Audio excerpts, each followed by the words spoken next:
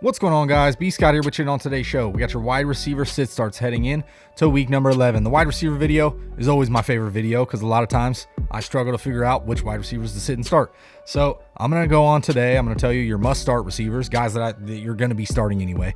Then I got a few guys I think you can plug and play in your flex, more than likely. And then I got some sit options, some tough guys that have some tough matchups this week. So keep it locked and loaded right here at the first 4 downs.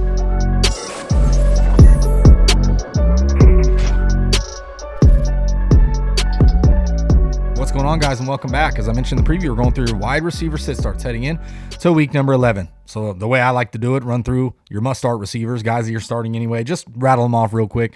Then I talk about a few guys that you could be potentially leaning towards starting in a flex type spot or maybe your wide receiver 3. And then I got some tough guys that are really, really good players but might have some tough matchups that could dud out for you this week. So before we get to today's content, don't forget, like the video, subscribe, share, thumb bell, all that good stuff, and then comment. If there's a receiver I didn't mention, because I'm not going to mention all of them, it's impossible. Drop in the comment section. I'll be glad to give you my advice. Start, sit, pick 2, pick 3, whatever you want to ask. I'm here for you. I'll give you my advice to the best of my ability. So let's dive right into it. Let's start with the obvious starting wide receivers. I'll rattle them off real quick. I got a quick little list for you. Tyreek Hill versus the Dallas Cowboys, you got to start him every single week. Doesn't matter, set it and forget it. Deebo Samuel at the Jacksonville Jaguars, great spot for him. He's been an absolute stud in fantasy this season. He's staying healthy, playing well even when he's injured. So Deebo, another smash spot here. DEVONTA Adams at the Minnesota Vikings, looking to bounce back. Hopefully Aaron Rodgers is ready to go. This is a good, nice divisional game, and I think DEVONTA Adams is going to be big this week. CeeDee Lamb at the Kansas City Chiefs, smash spot here. Should be tons of points to be had. One of the highest over-unders, so obviously you're starting CeeDee Lamb. Marquise Brown, Chicago Bears, looking to bounce back a little bit. That Ravens offense has been a little lackluster, but I think he gets it done this week. Chicago Bears, that secondary is not very good. So Marquise Brown, smash spot here. Mike Evans and Chris Godwin, both these guys, fire them up at home against the New York Giants. Stephon Diggs versus the Indianapolis Colts, that secondary is no good. And Stephon Diggs finally had a game we were hoping for. It happened, finally, and he's set and forget it. Top 5 wide receiver. DJ Moore. Now, he's been bad over the last few weeks, but I think he can bounce back here playing the Washington football team. And you got Cam Newton that's more than likely going to be under center, and it's the perfect spot. The Washington football team's secondary is horrible, and they've lost a lot of pieces on that front line on the defensive end. So on the defensive line, I'm sorry. So you got to be starting DJ Moore this week. I know he's been killing you over the last few weeks, but if there was going to be a get right spot, it would be this week. And then I got Justin Jefferson facing the Green Bay Packers. Tough matchup on paper, but it's Justin Jefferson. He's been really, really solid throughout the year. Nothing outstanding, but last week coming off a great game, 140 yards receiving. So got to get him in your lineups. And then Keenan Allen facing the Pittsburgh Steelers. Pittsburgh secondary has played okay in spurts, but Keenan Allen's been as consistent as they come, and he's really been focused on over the last few weeks. So Keenan Allen, got to start him. Jamar Chase, coming out of a bye, he's been electric. Coming off his worst game of the season, I want to say he's had over 10 fantasy points PPR every single week, and he's been great. And now he's facing the Las Vegas Raiders secondary that's actually pretty darn good on paper, but I still like him in the matchup. You can't sit him. So Jamar Chase to start. And then my last guy, A.J. Brown, facing the Houston Texans, should bounce back here. They really held him down last week, and you saw Ryan Tannehill, he took care of business, got it done when he needed to. A.J. Brown, though, should bounce back. Houston Texans defense, that don't scare me. So on to some guys that I like this week.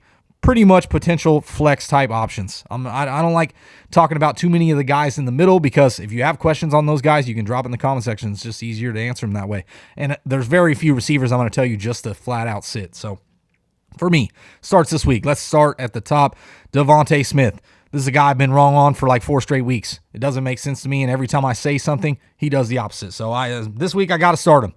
Playing the New Orleans Saints, back-to-back weeks, he's been very, very strong. 6 targets, 4 catches for 66 yards and 2 touchdowns last week. Over 100 yards and a touchdown against the Denver Broncos secondary the week before that. So at this point, you got to start him. I mean, that offense is starting to click. They're starting to run the ball effectively. It's opening up the passing game, and that's what's happening for DeVonta Smith. So New Orleans Saints giving up the 5th most fantasy points to the wide receiver position, the 4th most receiving yards, and 10 touchdowns in 9 games. So I like DeVonta Smith as a start this week. You got to get him in your lineups, especially as a flex type option. Good spot here. Now on to my next guy, Corey Davis. I like him as a potential flex type option this week. Last week, coming off the injury, 7 targets, 5 catches, 93 yards. He's got the Miami Dolphins. That defense has really started to pick it up. You saw him slow down Baltimore Ravens. You saw him hold the Buffalo Bills down just 2 weeks ago. But I like potential garbage time here for Corey Davis. And Joe Flacco's under center. Yes, there's a lot of question marks. So this could be more of a flyer type guy, boomer bust, because I like Joe Flacco to push the ball downfield, and Corey Davis is that big outside receiver. So that's why I like Davis this week, albeit Miami's defense has played well, and they're getting healthier, and you're seeing it. So Miami still at the moment, 6th most fantasy points to the wide receiver position, the 2nd most yards, 12 total touchdowns to the wide receivers. So I like Corey Davis as a start. If you like Elijah Moore, I understand, but I just think Joe Flacco is going to be pushing that ball down the field, and that's why I like Corey Davis this week. And once again, like I said, there could be garbage time. I mean, the Jets, who knows what's going to happen here? The Miami Dolphins have been playing pretty well over the last couple weeks, so I could see Corey Davis in garbage time finding the end zone in this one. So on to my next start, Jaylen Waddle. I've had him as a start potentially for the last 2-3 weeks. He's just seeing enough target volume to be on that starter range every single week, especially as a flex type option. 6 targets, 4 catches, 61 yards in a pretty much handled game of the Baltimore Ravens. They really took it to him, and he didn't have to do too much. Now they got the New York Jets. New York Jets defense has fallen apart over the last few weeks, especially the secondary. Early on, they were pretty tough against wide receivers, but the last few weeks, they've just been giving up a lot of points in general, coming off the huge blowout loss to the Buffalo Bills. So I like Jaylen Waddle this week. He's seen 6+ targets in 6 straight games. He's cleared 60 yards in 4 of his last 5 games, and he's had 4+ receptions in 5 straight games. So obviously the usage, the amount of receptions he's getting, and the guys are still hurt. Devontae Parker. No Will Fuller, I don't think. I mean, at this point, I don't understand. Will Fuller broke his finger 10 weeks ago. He's still out. But Jaylen Waddle to me, must start heading into week number 11. So on to my last start of the week, I like Hunter Renfrow. Back-to-back weeks with a touchdown. 3 straight games with 7 receptions. Yes, he's not going to blow you away in the box score with 100+ yards and 2+ touchdowns, but he's very, very effective. He's getting it done, especially in full PPR leagues, and it's just a great flex option. Cincinnati defense has really been reeling over the last couple weeks, giving up 75 total points overall as a football team before their bye week. So I like Renfrow. 6+ receptions in 5 of his last 6 games, and back-to-back games with a touchdown, like I mentioned, without Henry Ruggs here.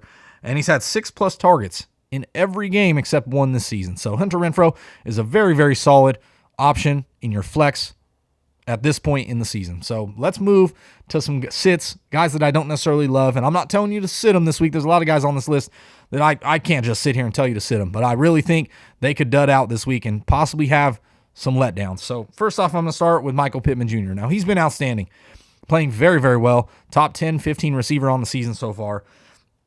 He's got the Buffalo Bills. That's the toughest matchup you could have. Buffalo, giving up the fewest fantasy points to the wide receiver position, the fewest yards, the fewest touchdowns, just 3 touchdowns to the wide receiver position, and it's not a good spot. No wide receiver has cleared 93 yards against these Buffalo Bills. No wide receiver has scored 15 half-point PPR points against the Buffalo Bills on the season. That's incredible considering we're going into Week 11. Pittman's production's been good. Like I said, coming off a game in which he had 5 targets, 5 receptions, 71 yards. Didn't necessarily need to be utilized a whole lot in that, pretty handed win against the Jacksonville Jaguars. I don't love the matchup. That's the only reason he's a sit for me. And I understand if you got to roll him out there. It's hard to tell you to just sit these stud receivers. But, man, if there was a matchup to sit him down, if you had a better option and you want to take a flyer on a guy, I totally understand.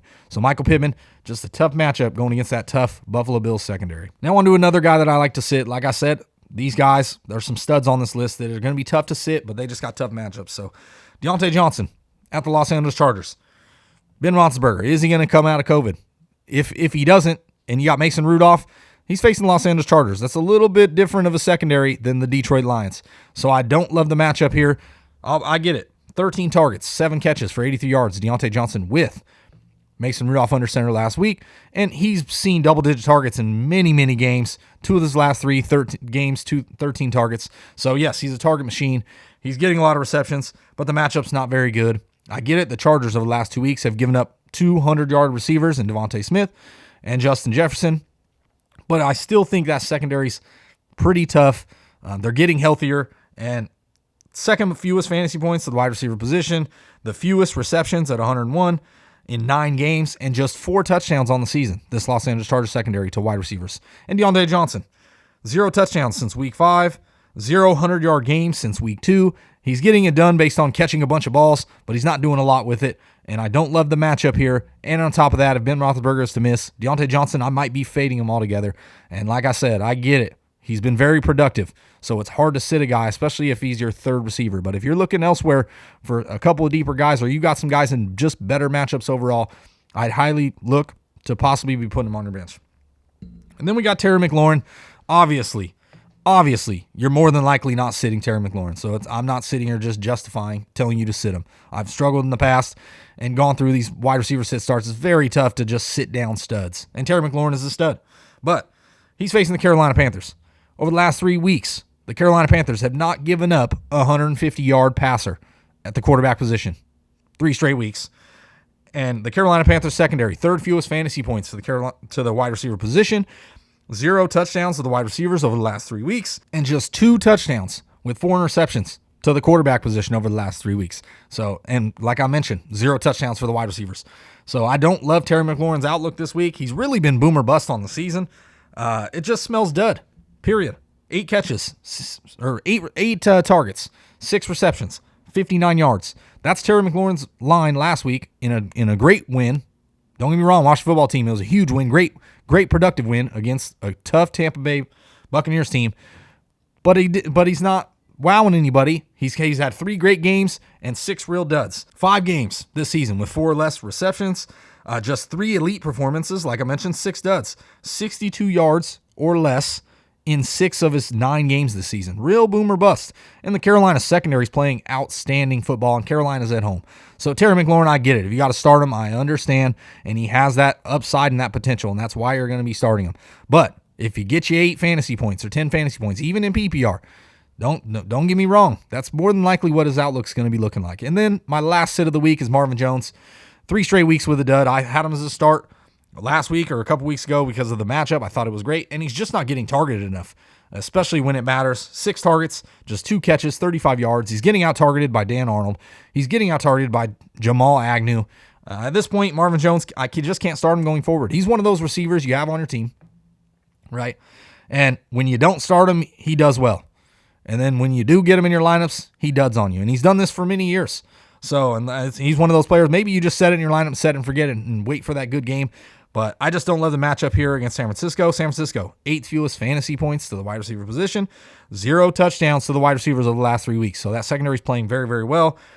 And I already mentioned the losing of the target share. 3 straight duds for Marvin Jones, 10 receptions for 91 total yards over his last 3 games.